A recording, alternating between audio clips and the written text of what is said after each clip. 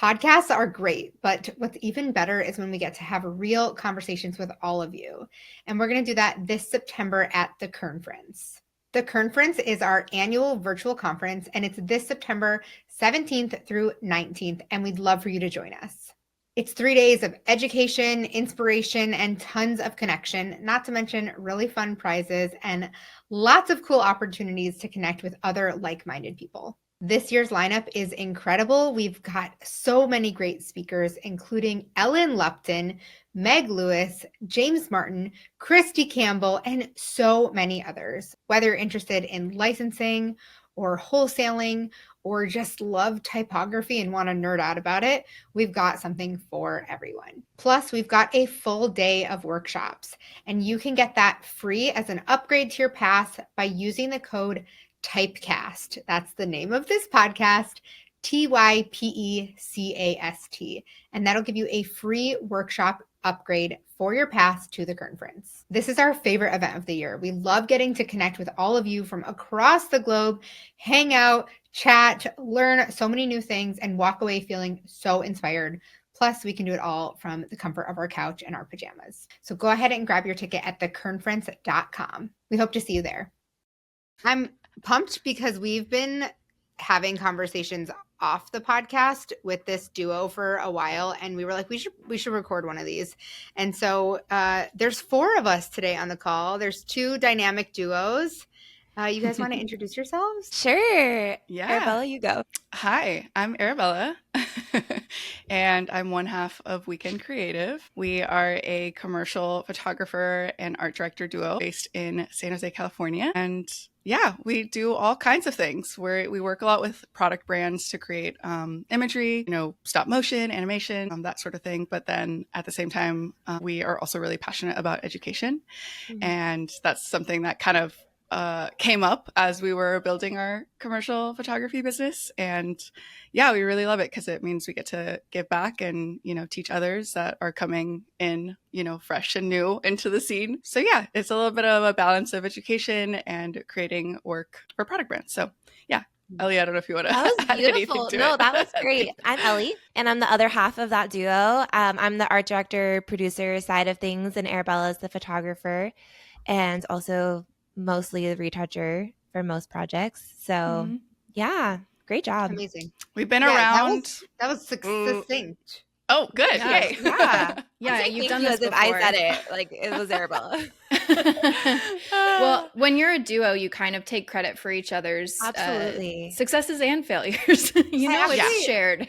That's a really good point because so you guys have different roles coming into this. Correct me if I'm wrong, but you met in college when you the photographers and graphic designers did a project together? Or you took a class together? We took a class together, Yes. yeah. So it was an intro to studio lighting class that we did together. Okay. So you were interested, Ellie, you were interested in photography as well? Yeah. Okay. Kind of as a hobby. I didn't think it was going to be anything like I would actually do. And then life was like, hey. That's funny. Yeah. Okay. Because recently, Katie and I have we opened this studio where we're doing freelance work, and we've had to figure out what our roles are. We know our kind of business roles, but when it comes to creating art together, we've had to figure out how to let go of specific things that maybe each of us had a attachment to, or just want insight from someone else. And that's been, I think, challenging in ways for both of us, but I feel really, really good about it. So for example, this is kind of wild. I feel weird admitting this, but we just finished this really exciting passion project, and there was a lot of lettering involved, and I really was okay, I gotta obviously I gotta do some of the lettering, and I ended up not doing any of it.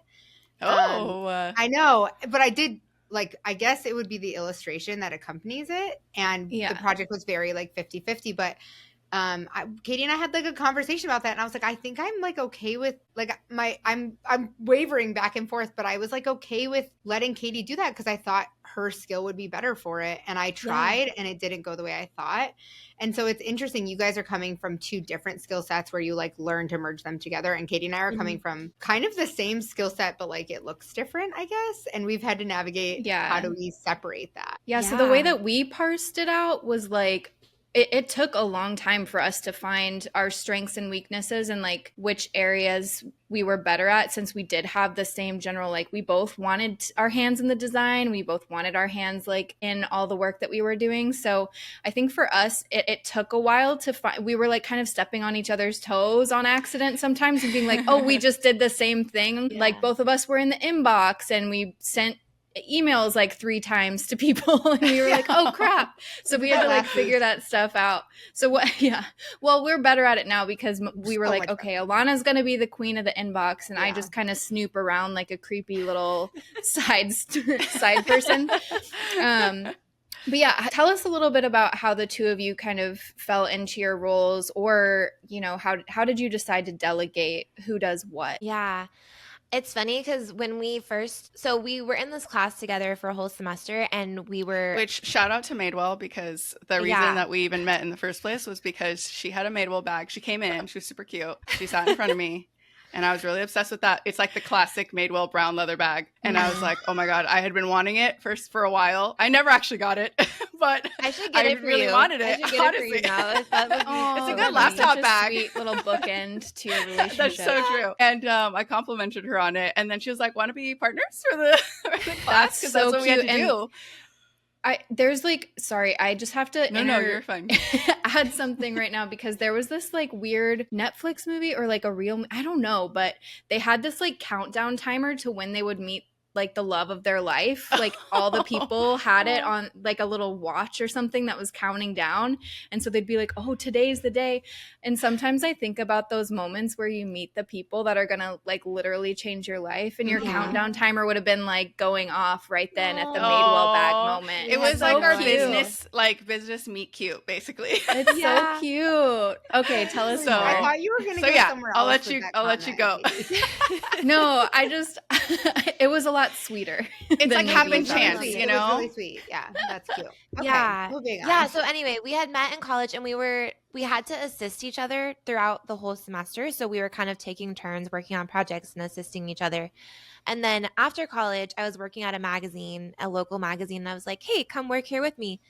And I remember we did this shoot where sometimes we would shoot for the magazine, like do fashion shoots, and then sometimes we would just shoot for they had like a blog. Yeah. And it was the fashion shoot for the blog, and we got to like plan it and execute it, and we both tried to photograph it. So we were like literally shooting it together and then also like both editing it, and we were like, this doesn't really work. Like this isn't gonna be how we work together. And we didn't even have our business or think we were starting a business at that point, but I think it just kind of made us realize like we can actually do a lot more if we divide and conquer versus both trying to do the same thing.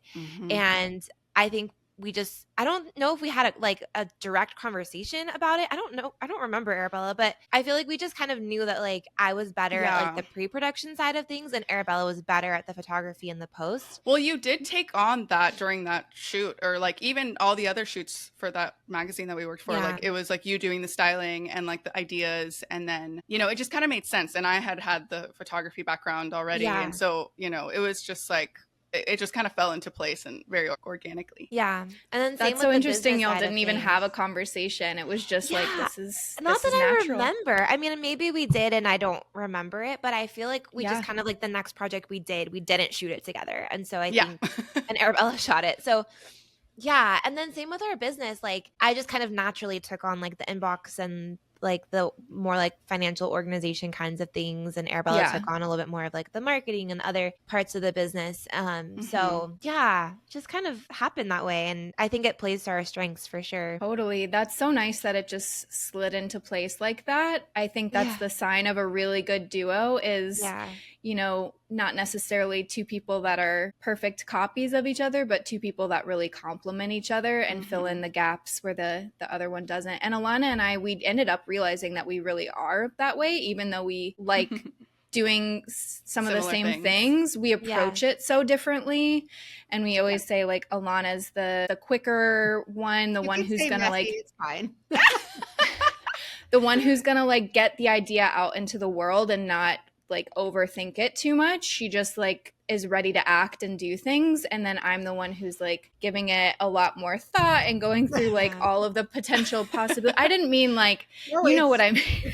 I 100%. I think I love that you get things out of your brain, because I sit there and sometimes I can just not do anything. I am the Katie, I think, and Ellie is definitely Alana. I think we've You're like established fire. It's so weird. Like the similarities are like kind of creepy almost. Yeah. in a great way. In a great way, but like yeah. No, go ahead. No. Trying to be like polite about it, but like we joke I'm the messy first draft and she's the spit polish, and like I like being the messy first draft. Like I like doing it, and like even if I do it wrong, I think this has a lot to do with the way I'm programmed. But like if I don't just like get it out there, then it will like I can't even explain how it will sit at like the front of my brain and like be like overshadow everything until I take action. And so it's like I literally have to just start it. Do it. And so we've also worked on like what are our priorities, because I'm sure you guys know, like you've had a podcast, you have education, you have partnerships that you do, then you actually have the actual commercial photography, and so you really have to figure out where it makes the most sense to focus on and when, and like there's no way we could do all of it at the same time. It's just wild, and so it's like a constant balancing act, and if we were doing it alone, I think we would lose our minds. 100%. Oh my gosh, yeah. Insane. No, I feel like I'm similar. I throw out a lot of ideas, and then Arabella will be like, "Well, we can't do all of the things, all of that, you know." But like, I think that's me. Yeah, we've had to learn how to narrow down and prioritize, and like, as silly as it sounds, like some of that has come down to like what is financially, you know, what actually makes sense financially, because silly. it is a business at the end of the day, right? And so it's like there's been things where we're like, we really love doing that, like our podcast, like our podcast. Really had fun with that, and that was great, but like financially and like the amount of time that it took, it just didn't make sense to keep doing it. And so, and I think every hot girl has their podcast era, and it doesn't have to be forever. Yeah, that's true. That's true. Yeah, it was a great era. Maybe it'll return, but gosh, you know, it's so much time and it's not cheap. Yeah. And it's, you know, it's a lot of work. Yeah, but that's part of the business process, is just like, well, we can theorize about what this is going to be like, but at the end of the day, we have to actually experience it and see what happens. And then, you know, it's never going to be a null experience. There's always going to be something great that comes out of it, whether it's financial or not. Yeah, I mean, we got some great cocktail photos out of that. We got some, you know, there's so many things that I learned that I had nothing. You know, although I feel like we need to revive it for one episode just so that we can have you guys on. I know. We never had you on, and I feel like that's so sad. So maybe we need to do like a mini season, a little season. Yeah, I feel like there's also something really important about. We would bring it back for you guys. Oh, thank you. Something about like you have to keep your ideas not so precious, because you know, this podcast is fun for us, but like this isn't how we make money. And so like there was a week ago where we realized someone had to cancel, so then we didn't have an episode for the following week, and we usually work like months in advance, and so we were like, should we squeeze it in here? And then we kind of looked at each other and we're like, let's just skip a week. Like we don't need to make an announcement. Like nobody's sitting waiting for this to be delivered. Like I know with certain brands like that is a thing, but like this is a fun project for us. We're like, no one's going to be harmed if we don't do it. And so we have to keep those ideas like really not on a pedestal. And then our DMs were just filled with people being like, it's Tuesday. Where's our good time podcast? That's what would happen to us too. It'd be like, just kidding. No, not a soul said anything. Not a soul. I love it. We were like, oh, cool. We can just messages. And I do feel bad because the way we ended the podcast was like we said we were taking a hiatus and that we would return, and then we just never came back. And never. It's probably been like 2 years now. Or my God, yeah, probably a year and a half. You could come back and say we're back from our hiatus, and people would be like, okay, cool. Yeah. We didn't say how long it was going to be. It's true. So like 12 years later, everybody's got beards. Yeah. Right? Our hair is gray. Yeah, we do get messages from people being like, are you bringing it back? Like, we miss you. And I'm like, I don't know. Nice. Someday. I know. It is nice. That's nice validation, it's too. very sweet. Yeah. I think also people expect, we've noticed this a lot with offering education or social content or whatever we offer, people will either have like no expectation or they expect so much. And we've done, 20-second reels bring some nugget of information, and then people be like, I expected you to tell me more. And we're like, it was 20 seconds. Like, what more could we have told you in 20 seconds? It's just really interesting what people, I think the content era has just been, it's just wild. So let's talk about your content strategy, because you guys both have personal accounts, you have a business page, you've worked with some amazing clients. Yeah. How do you, I don't even know where to start with the question of social. Are we okay? Social? I think is the question. No, absolutely not. I don't think I've ever been okay with social. It's just so hard because it feels like your business depends on it, but then it's like they make it harder and harder for you to actually like get in front of the people you need to get in front of. And you're like constantly learning a new language, it feels like, because the algorithm changes or like what's trending is changing, and it's so hard. So yeah, we for a while, for like, I don't know, Arabella, was it like a year or two? Like when we were pretty new in our business, we like posted every single day, and we were super consistent, and we grew our audience. That was back when you had to have 10,000 followers to get the swipe up. So you were like, like dedicated to that so goal. motivated. We are getting that swipe up. And then they gave it to us all. Literally right after that, like everyone got it, and we were like, cool. like links were a thing. We were like, awesome, that's great, thank you so much. But it like gave us something to work towards, so we worked really hard to get that 10,000. I mean, definitely tooting our own horn here to like say that we grew our audience very organically over time. It took us like 2 years of consistently posting every single day, vlogs twice a week. It was just, I don't even know how we had the time for all of that. We didn't have the vlogs outside of work. Yeah. I mean, I think at the time that was how we built the, like, if you didn't have enough clients, you put your work out there to get the clients. Yeah. And now it's like, well, then when do I do the client work? Literally. Yeah. Okay. Yeah. So that's what we like about a year ago, we were like, okay, we were just kind of posting sporadically, and we wanted to like post more about our education and just have better content around that and like more valuable content. And so we were like, okay, let's outsource this. Like maybe this is something that we can bring someone else on to help with. And we had outsourced aspects of it before. Like we had somebody who was helping us with engagement before, and we had someone who was helping us write captions and like the copy of it before. But we had never outsourced the actual like creation of content. And so we went and interviewed a bunch of different agencies and ended up hiring one. And I want to say too that right before we hired somebody, we also kind of had like almost, I don't know, we kind of fell in love with social media again a little bit. Like we were like, I think we like ran with like we were so resistant to video and reels and all of that. Okay, me. Not me. It was me. It was all me. This was one of my ideas that I was like, Arabella, we need to start doing reels and we need to start posting video. Really we are so similar. Like, no, we're photographers. We don't post video. That's so funny. Every time photographers have like the I feel like the easiest intro to video because your content is already so beautiful. Thank you. Yeah, I agree. And we had so much behind the scenes footage.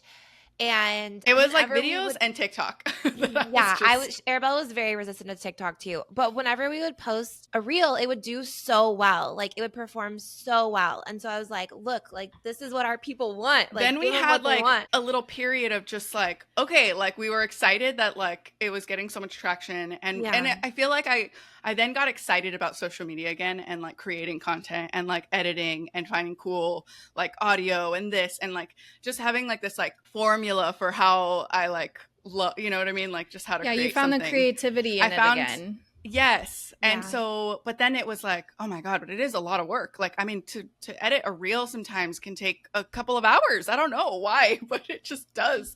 Yeah. You know, and finding the right clips and that. And you spend all that time and then the algorithm could just be like, Yeah. I don't feel like you deserve views Yeah. today. And Yeah, you're like I great. thought this was funny, but I guess nobody. I guess thought it was nobody funny. thinks it's funny. I know. You Man, know? there was this like talking Apple Pencil thing that I did that Oh my God, I I thought remember was that. the funniest thing in the world. And I was like, this is gonna kill.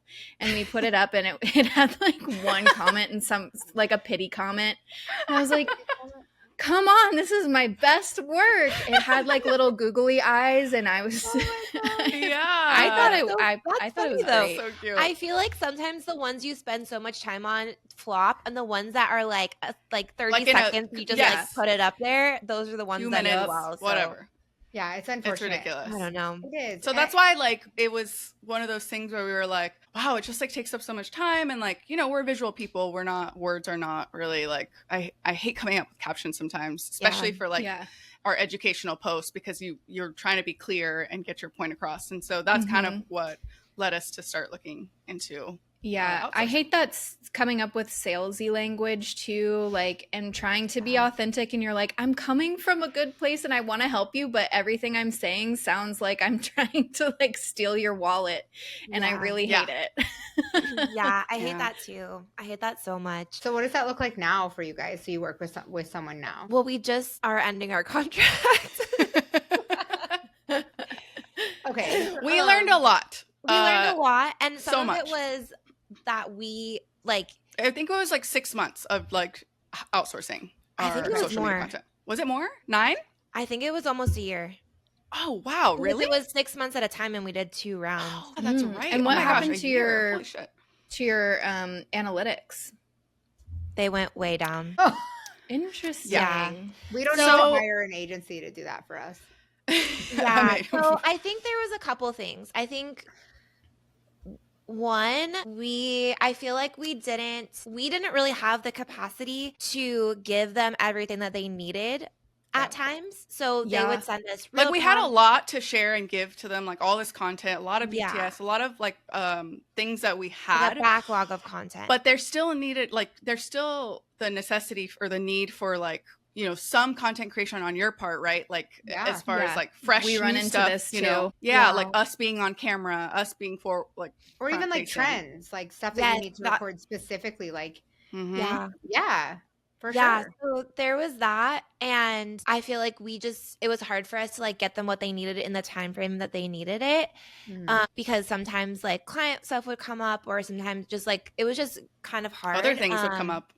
Yeah, and we were just kind of used to like creating content when we had time, and so that was kind of difficult. And so then I think they were just like reusing a lot of content, and it wasn't as like fresh anymore. And so I think that definitely played a role in the analytics. But I also feel like I feel like people could tell that it like wasn't us. I don't know if that's true or not, but I feel like people just weren't engaging as much, and it never like felt like us or like sounded like us. So the revision process was super long too, because she would send content and then we would have to like approve it all, and there was just so much content that we were like, no. This isn't us. And then like having to like be like, how do I like communicate that? And I felt like we were like the bad clients of like, it just doesn't work, but I can't tell you why, you know? And like that was really hard. That's really interesting, because I feel like Katie and I also have the Good Type brand has a really different voice than Katie and my personal page voices. And Right. we could easily just bring it over and I think it would translate and people would respond to it. But the responsibility of doing that feels really heavy. And both Katie and I have like intentionally made a choice to not become influencers. Like we don't want to share. It's like we have to be very purposeful about not becoming influencers, because otherwise like it would just happen, because like we're so influenced.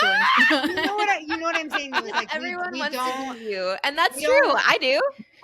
I do. I do. I didn't, definitely not didn't for mean me. I would buy anything. that. No, that I'm- you suggested, I was honestly. just And I'm not joking. saying It that didn't like sound I like truly that. would. I just mean that like when you have a larger audience and like you want to respond to every message and you want to make the personal connection, and it is way more work with a bigger audience. And so instead we've sort of just let it be a brand, and we don't want to interact with people as a brand. We want to interact with people as humans. And we also want to just like turn off our phone when we feel like it, or not respond, or not post when we feel like it. And that's much harder to do as a brand. And so we have intentionally chosen not to like show up on stories all the time, or like, you know, we post the content that our social media manager can mostly that Emily can mostly take care of. But like, we've made this really intentional decision. And sometimes I second guess it, because I'm like, but we could, the possibilities.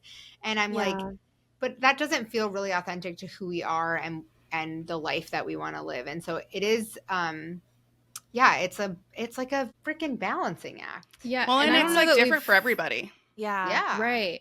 And we definitely don't feel like super confident that we've figured out the rhythm or the like right amount of how much we should show our faces or our personalities, or I think the biggest lesson that we just keep getting smacked in the face with as business owners is it's not that deep. And as human beings, like, we're just so ready to overthink everything and think that people are way more tuned in to the nuances than you know, I know, because that was something that we were like thinking, like part of the reason why we wanted to like outsource this is because we were like, well, we've just never had strategy. We've never had like a game plan necessarily. Like, yeah, we were organized and like we've never looked at our analytics, but we've never, really. you know, so it was like we wanted like somebody to kind of from the outside to look at, you know, what we're doing and kind of suggest things and stuff. And I think in some ways, like, that was like really helpful. You know, we always had like strategy calls and they would go over analytics and stuff, what's working, what's not, you know, because obviously we didn't have time to do it ourselves. But but then I don't know. It just like, I think eventually it just became like where the time to, you know, to review things, this and like, I don't know, like I almost then just became, because we were so off, like hands off on our socials, because we were like, oh, great, it's getting taken care of. But like, then I just felt really disconnected. And like, I'm not excited about our content in a way. And like, I don't know. And also like, sometimes like they might not know your industry well enough. And so that was also a little bit of a disconnect too, where like we'd have to like explain things. And it was just almost like, we should just be doing this ourselves. And I was telling Ellie yesterday, I was like, I think the strategy is us. Like, I think it's just like when we are us, when we do us, when we are us, like, and we show up how we show up, just being us and real and honest, like people just naturally will connect with that and they'll want to buy from us or learn from us, or just be like, I don't know, into what we're sharing. You know, I think that 1,000,000%. I don't know. I mean, it's interesting too, because like our sales went down. So it wasn't just like, oh, our social media analytics went down, our sales went down too. And maybe that is the economy. Like, sure, it is like a weird time, so that could be a part of it. But I feel like we like suddenly having a strategy for promoting our products shouldn't drive the sales down. And so there's something there where like maybe it felt like, I'm sure it felt less authentic, and like we were just able to do something more. Yes, I love where this is going, and I feel like we've also had this where I just want to like make a note that we've also noticed a slowing of the online education. And I do think there could be a connection. I think that's really interesting to explore. But I also think that the online education space is shifting, because 5 to 8 years ago, it was like just starting. And so now people can see through it, and people know to sign up for a free training. People know how much they want to spend. And also there's so much for free. And so it's kind of like a double-edged sword. But I love the idea that the way you're approaching it is like, well, that doesn't work, so let's just be ourselves, and it doesn't have to be this strategic thing. It can, and it doesn't have to. We don't have to post all that time. Like we were posting like every day, like or with the social. Yeah. Did your sales go down for the education side of your business, or for the client side, or both? The client side it was busier in the beginning of the year, and then right now it's a little slower, but it's usually slower in the summer, so that's not super off so it was more that education. It was more just side. Education has gone down. Got it. I mean, that makes sense, because people will see your work and they don't care what you're posting, as long as if they see your work on Pinterest or they see it on Instagram or whatever. It doesn't matter what the context of that content is. All that matters is that they like it. Right? Like they like the vibe, they like the visual.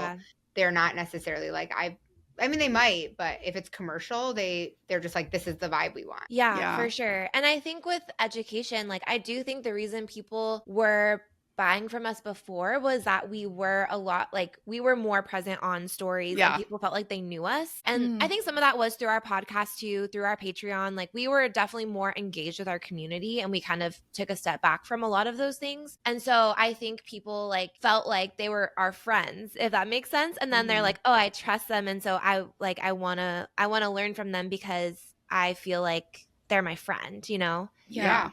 So it's so hard because there has to be a back and forth for your mental health. Like you can't be on all the time, like showing up in stories and making reels where you show your face and you like put yourself out there and you say things to like that's exhausting. At least it is to me.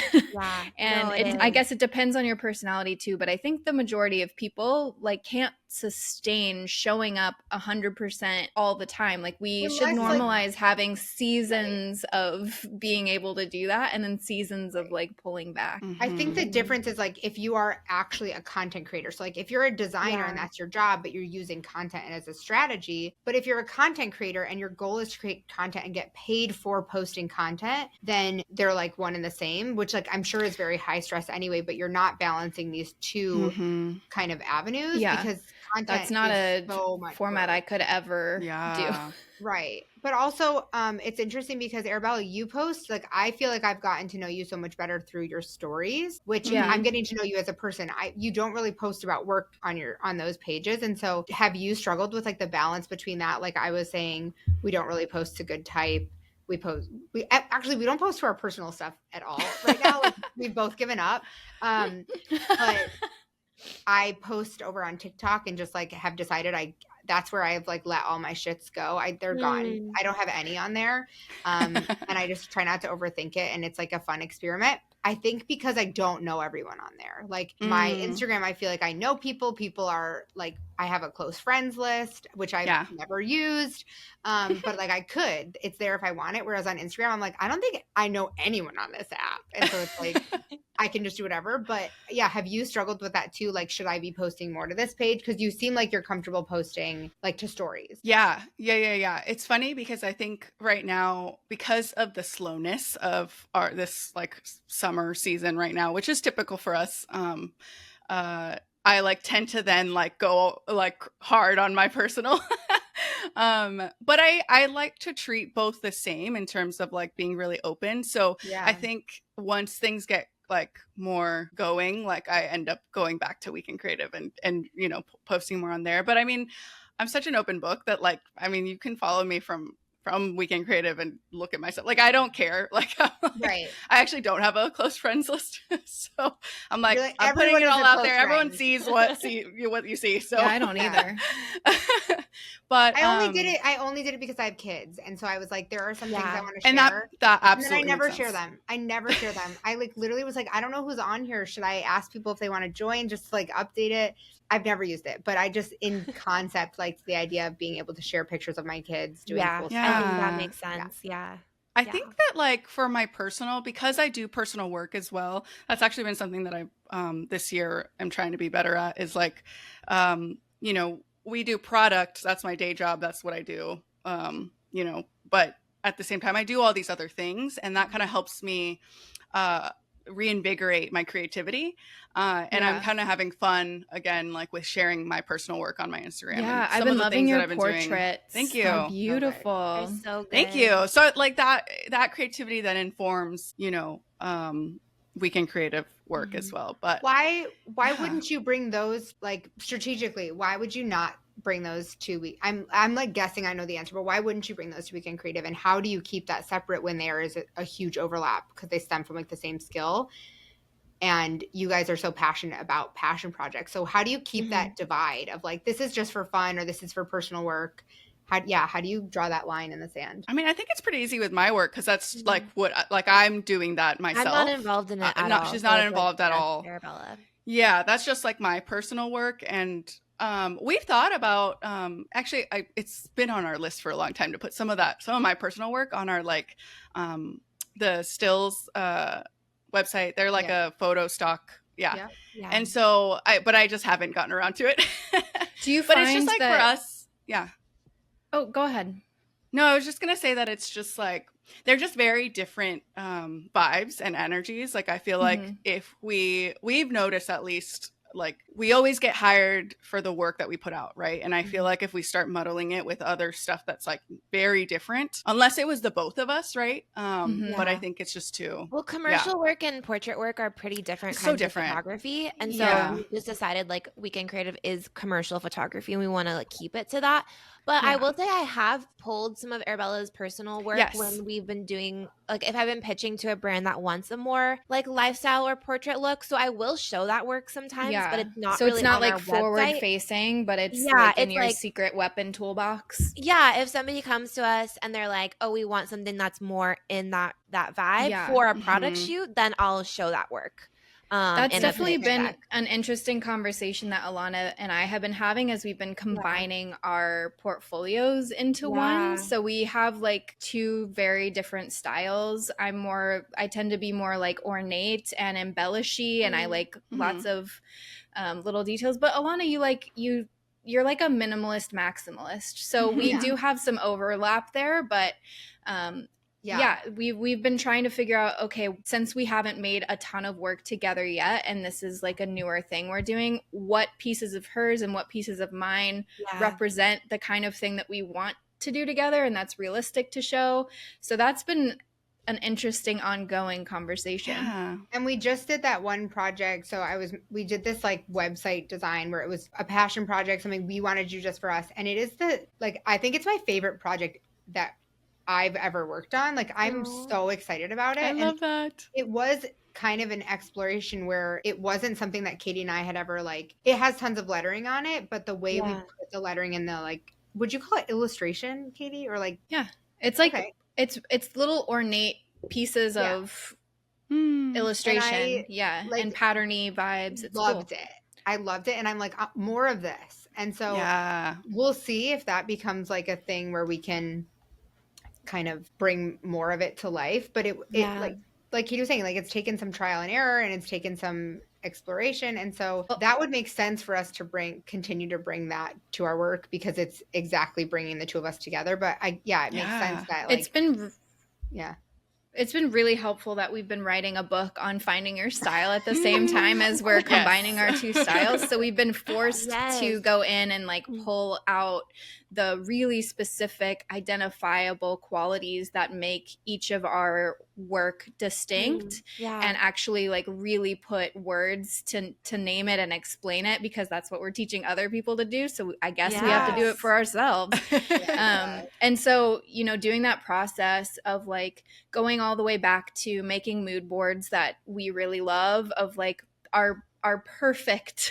like aesthetic and what makes us like get goosebumps and pulling out the specific traits that are the consistent trends and tendencies between those things and then comparing between Alana and me, where's the overlap, where's the difference. And then I think Alana's so drawn to geometric shapes and repeats and like order in chaos, and I think I love that. Oh my god. Well, that's also your just personality. Yeah. You're trying to find order in the chaos. So I think that's what that piece that we made together feels like is order in chaos. Yes. I love totally that. does. I can't wait to see it. Yeah. Oh my god, I can't wait. We're talking it up, but you're gonna be like, oh wow. This took them this long. Anyway, it's been really fun to figure that out. But also I think the big difference between like commercial photography is like, people are, I don't know what about it makes it feel like it's like manual. Like you have to like physically do things. And so, Katie and I can really be more malleable to like what a client is looking for, and like our design art direction can like take a lot of different, like our work doesn't always look like something we would do. It looks like what the client needs some of the time. And so whereas they're coming to you because they've seen what you've done and saying this is the vibe we're looking for, and Katie and my work doesn't always go that route. Sometimes it goes, the client knows we're capable of it and wants to see what we can bring to the table in a different way. So I'm not sure. I know that there's a major crossover between those things, but I understand that someone coming to you for product photography is not looking for portraits. Like it's a different ask. Yeah, it's a different ask. But I mean, there are times when clients come to us and they already especially like a larger brand, they have a very established look, and sometimes they ask us like to do that, and sometimes I'm like, it doesn't really match with what we do, but like we'll figure it We're out, like, okay. Yeah. So yeah, I think there's both. Like they definitely come to us for our style, but then sometimes they come to us and they're like, we just need a photographer. So.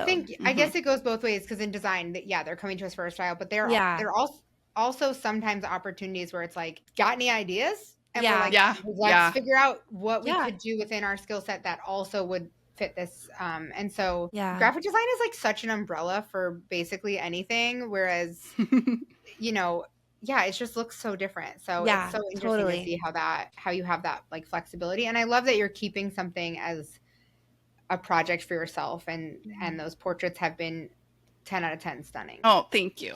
Yeah. Appreciate it. I'd love to know if y'all have kind of plans on how you're going to handle social media moving forward. I mean, it seems like we can draw some a thesis maybe out of what we've talked about and say like, oh my gosh, showing up just without overthinking it and as yourself and really leaning into who you truly are. Seems like that might be that's the the nugget. Next experiment, I think. It's like one, like, okay, let's show up again. Yeah, let's show up as ourselves again. And like our capacity just looks different.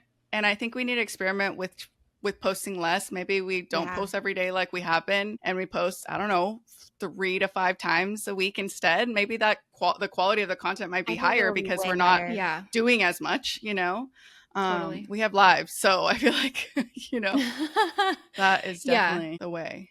Yeah, we've definitely like when it's like when you're posting too much, I feel like it's just not. And we tried to have that conversation with them where we're like, maybe we should scale back, and they were like, no, this is like the statistics say, like this is how we should post, whatever it was. And I was like, okay, but like I feel like our audience responds better when they like get a break for a second, Yeah. It's hard to know the like quote unquote answer, because I don't think there is one. Like we've seen people go viral overnight and have their lives change, but we've also seen people grind for 10 years and then they have a tiny audience, but it's like the most committed audience ever. Totally. And their products like turn to gold every time they really, and so there's no real right way to do it. And so I know that gut check is definitely the most important. Yeah. And I think that's what we keep learning when we keep outsourcing things or bringing in advisors or people to help us with strategy, is like there is no magic answer to and you probably know your business so much better than somebody else coming in. I mean, obviously you do, but like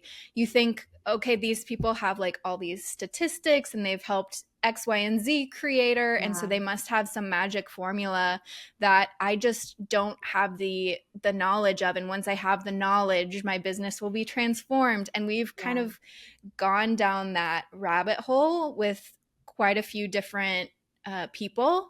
And to find that at the end of the rabbit hole, we're like no more magical than we were before. Like, and sometimes we're even more lost. Yeah, totally. And I think it's great to have other people come into your business and spot things that you can't notice because you're too close to it. But at the end of the day, like stepping away from this idea that there's somebody that's going to come in and give you a transformative magic wand, it's more likely that you're going to stumble on it on your own, I think, in general. I think hiring people who can actually execute, that's huge. And we've also struggled with that. Like we are so lucky with Emily. Like she cares about our business as much as we do, and it's just like for real. Like she's amazing. But it's really hard to find to first know what you need. And then to make sure someone can actually execute on something, when you're going to have to teach them everything you've been doing, which you've been making up as you've been going along. And then they're going to have to figure out like how to execute it better. You're like, can't you just know? Can't someone just, I've done this? Crawl into my brain. It's challenging for sure. It's been a huge struggle for us, but also we've intentionally stayed small. Like we don't intend to have employees and we want our hands in the work. And we've had to like take that into consideration as we try and like scale our education or get more freelance, and like what is actually reasonable for us to take on.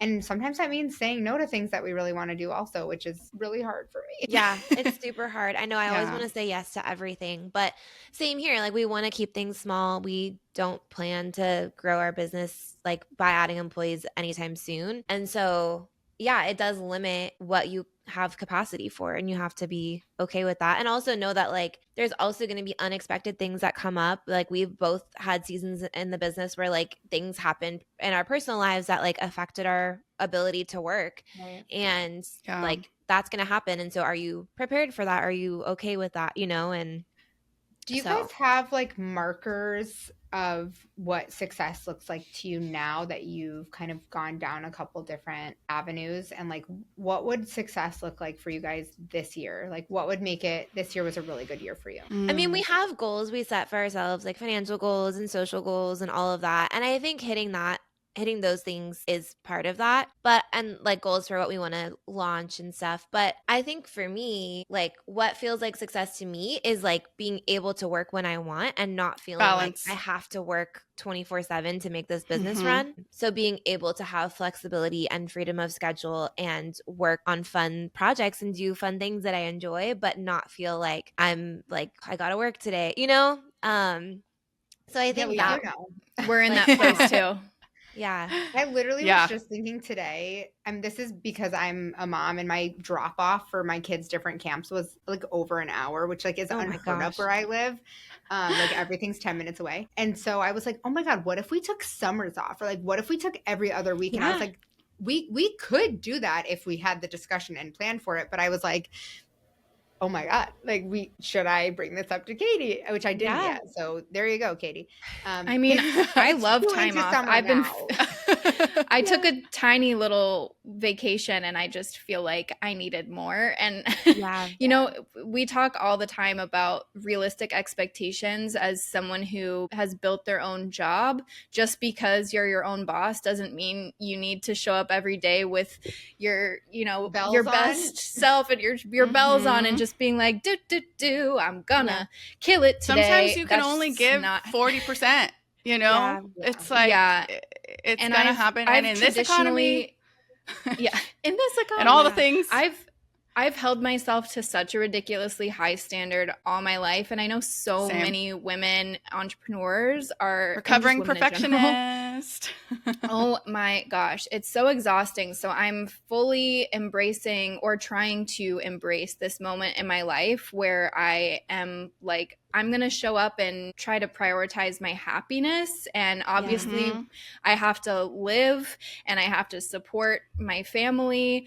And, you know, I know that Alana has a family that she has to support too. So there is that financial stress that obviously is hanging over.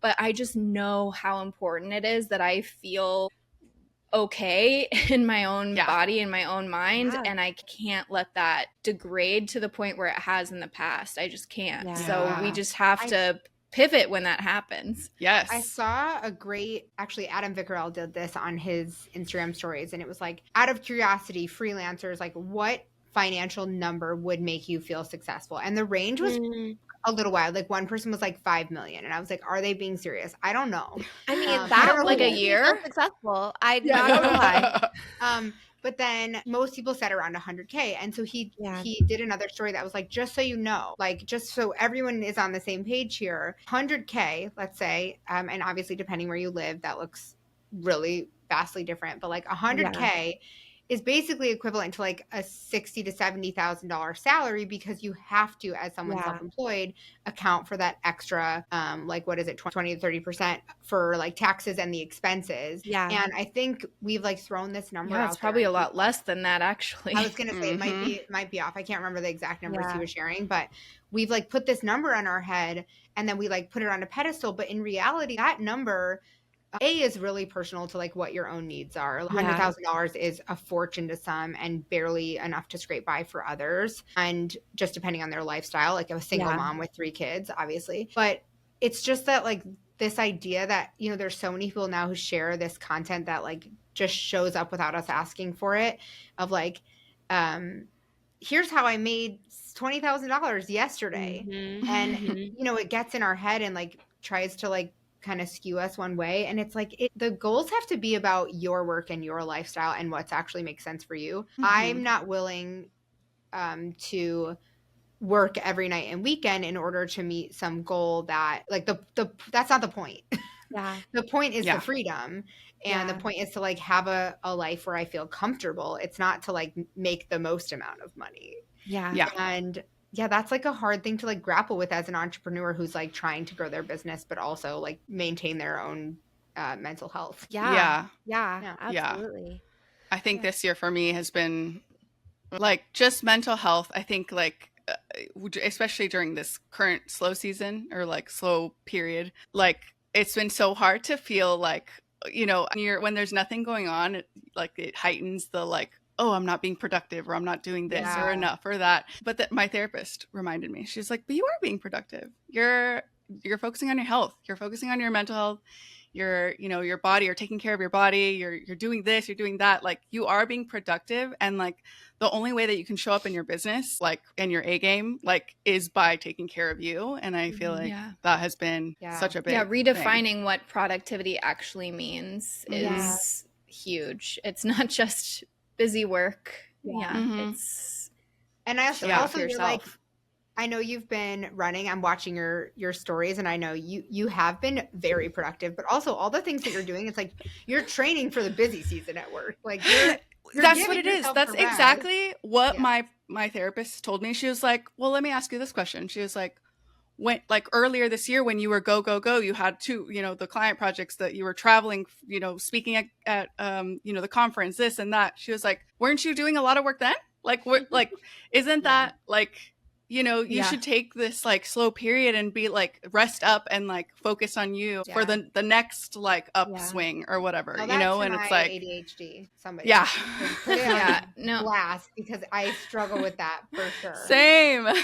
I talked to my dad once about the productivity issue and just being like, I feel like I'm not a valuable person who's contributing to society unless I'm being productive and like reaching certain, I don't know, achievements or whatever. And he was like, he just looked so sad in his face. And he was like, I would love you if you were sitting on a beach every day. Like, and that's all you did. And I was like, and he was like, you don't have to do anything. You just are. You are valuable just sitting there. And I was just like, being. It's so hard. It's a really journey hard. Of actually internalizing and believing that is a totally different story, but it's very sweet to have parents who are supportive of that. I think 100%. We can like wrap this little nugget up with something that I shared that made me cry on stage at our talk. Because that's where we were all hanging out at that event. But we have to like remind ourselves, I've had to like reprogram my brain, is that like our productivity or our worth is not in any way connected to our productivity. Like we are born inherently worthy of all the things, and no matter how many more things we cross off our to-do list, like does not make us more worthy. Like it takes something off our plate. You accomplish something, all of those things, but it doesn't change our value that we bring to the table. Have already. Yeah. If you're a dick, that's like a different thing. Like, if you're just like not a nice person, like that you know, is different. 100%. I'm talking about your to-do list. So yeah, I think that's great. I think we need a part 2 and come back and talk more about this. Well, I want you to finish that. What made you cry on stage? Because it wasn't just that part. It was the quote about your kids. I can't do it. I think the quote was like, at what point will you feel that your child has earned their worth? Like how much do they have to do until they are worthy? And the answer is they literally can just sit there and be a blob. And I freaking love them. There's like a therapist that I resonate with some of the content she shares, and her belief, her name is Dr. Becky, is that kids are all good inside. And like when your kid is messing up or like making a mistake or being really, really freaking annoying, like they're good inside. They're not like doing it to be bad. They're doing it because like they're, whether it's dysregulated or like they're in fight or flight or whatever. Like we deserve that same acceptance. Like I'm acting this way Yeah. And so, yeah, we're all good inside. We're all like deserving And of this. it's like even when you follow a villain story and you're like, I want them to have the worst thing happen to them, and then they're like, let's show you their backstory, Let's and then do all the of a sudden, flashback. and then all of a sudden you're like, wait, I see all the things that happen to make them feel this way, and how they're compensating, and how they're, you know, reacting to these things. And so it's just, we need to extend that grace to ourselves and understand we have a backstory of why we are doing the things that we're doing. I think there's one other important nugget, and that Katie and I have shared. Again, we can do a follow-up to this because I think this conversation. I have a practical homework tip to do as well. So just because we are like deserving and worthy, like just because you want your business to look one way, or you want a certain number of followers, or you want to make a certain amount of money, like does not, I mean, you're entitled to it. So yes, you are worthy and deserving of all those things, but that doesn't mean like it's going to get handed to you. And I think there's like a big differentiation between that. Like, there's a lot of hard work involved, and there's a lot of taking care of yourself, but like it's just not going to get handed to you on a silver platter. And for the people who it has, like, good for you. I can't relate. Literally. Okay, what's our homework? Okay, homework is find a childhood picture of yourself and tape it on in the mirror of your bathroom, so that you have your little me, little you to like look at every morning, because that is super helpful for just to bring it all back and remember that you're worthy. Yeah, I think it gives me more grace. I think when I see, you know what I mean? You wouldn't talk to 5-year-old you. It reminds you of the you. vulnerability of yourself. Yeah, and how are you talking to that little kid? Yeah, exactly. Where can people buy your courses and follow you guys online? Yeah, so we're Weekend Creative on Instagram and TikTok, because I won that battle, although we don't post on there very often. Maybe that'll change. Maybe we'll pivot to TikTok. Who knows? If it'll still be around. So Weekend Creative on those channels. Pinterest as well, if you want to follow us there. And then our website is weekend-creative.com, and our educational platform is saturdayschool.co. I feel like your Pinterest is probably like a gold mine. It's probably like well, we're taking it back over. They were also managing our Pinterest. And it's fine. But I do think it will. I'm like ready to be excited about social media again. Yeah. You know? Yeah. Well, I'm excited for you. That's our next experiment. We're sending our energy towards you, and thank you. Lead with authenticity, and you can't go wrong. Yes. Exactly. Thank you, ladies, so much for having us. We always love hanging out with you two. You're the best. We love you both. So good. All right. All good things.